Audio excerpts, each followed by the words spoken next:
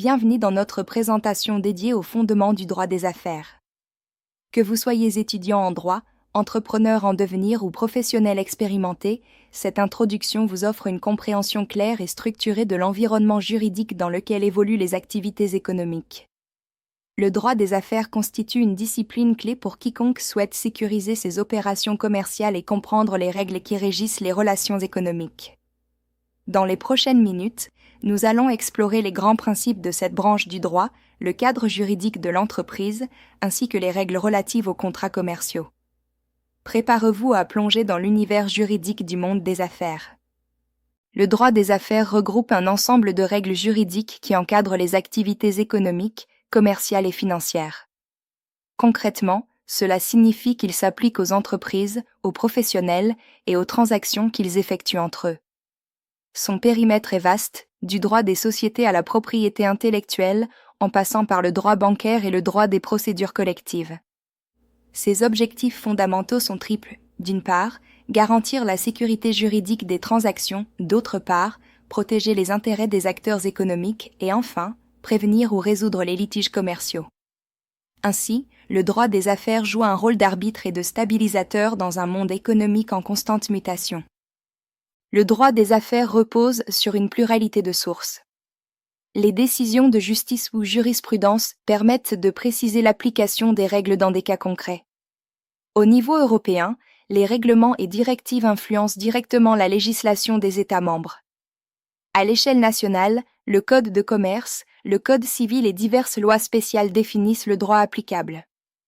Enfin, les traités internationaux comme ceux de l'Union européenne viennent compléter cette structure. Cette multiplicité de sources crée une hiérarchie des normes dynamiques qui exige des professionnels une vigilance constante. Il ne suffit plus de connaître la loi nationale, il faut aussi comprendre comment elle interagit avec les normes européennes et internationales. L'écosystème du droit des affaires est peuplé de nombreux acteurs interdépendants. Au centre, nous trouvons les entreprises, qu'il s'agisse de sociétés commerciales ou d'entrepreneurs individuels. Autour d'elles gravitent les institutions judiciaires, comme les tribunaux de commerce, les cours d'appel ou encore la Cour de cassation, qui tranchent les litiges. Les professionnels du droit, avocats, notaires, juristes d'entreprise accompagnent les acteurs économiques au quotidien. Enfin, les autorités de régulation telles que l'autorité de la concurrence ou l'autorité des marchés financiers veillent au respect des règles du jeu.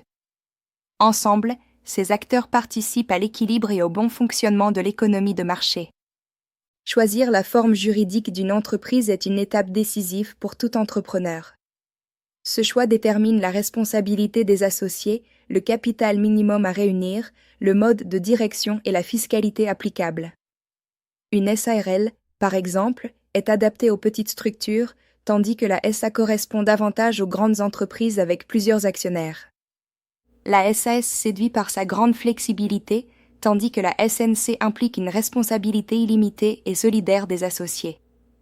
Il est donc essentiel de bien évaluer ses besoins, son niveau de risque acceptable et ses ambitions de croissance avant de trancher. Une mauvaise décision juridique peut avoir des conséquences importantes à long terme. La création d'une société commerciale suit un processus formalisé, tout commence par la rédaction des statuts, ce contrat qui fixe les règles de fonctionnement interne. Ensuite, les apports des associés constituent le capital social, élément indispensable pour lancer l'activité. Une fois ces éléments réunis, il faut déposer un dossier au centre de formalité des entreprises pour immatriculer la société au registre du commerce et des sociétés. Mais la vie sociale ne s'arrête pas là. Des obligations régulières, comme la tenue d'assemblée générale ou l'approbation des comptes, rythment la vie de l'entreprise. Le respect de ces étapes conditionne la légitimité juridique et financière de la structure. Être dirigeant, c'est exercer un pouvoir, mais aussi assumer de lourdes responsabilités. En cas de faute de gestion, de violation des statuts ou de non-respect des lois, le dirigeant peut voir sa responsabilité civile engagée. Mais cela ne s'arrête pas là. Des fautes graves, comme l'abus de biens sociaux ou la banqueroute, peuvent entraîner des poursuites pénales.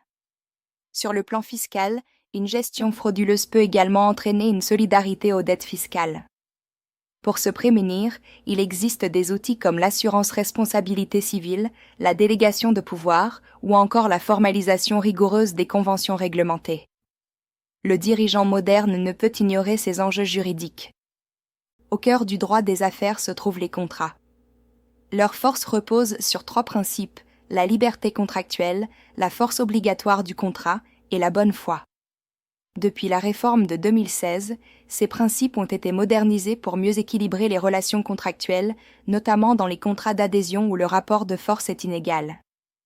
La bonne foi, jadis cantonnée à l'exécution du contrat, s'applique désormais dès la phase de négociation.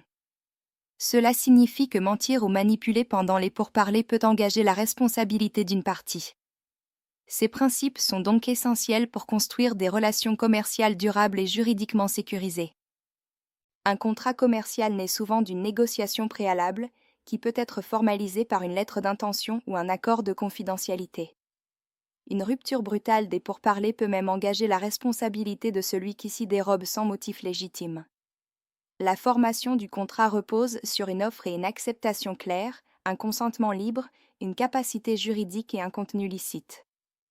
Une fois signé, le contrat doit être exécuté loyalement, conformément à ses clauses. Les clauses d'adaptation, comme l'imprévision ou la révision, permettent aux parties de faire face aux aléas économiques. Même si la preuve d'un contrat commercial est libre, un écrit reste indispensable pour prévenir tout litige. Certains contrats commerciaux méritent une vigilance particulière.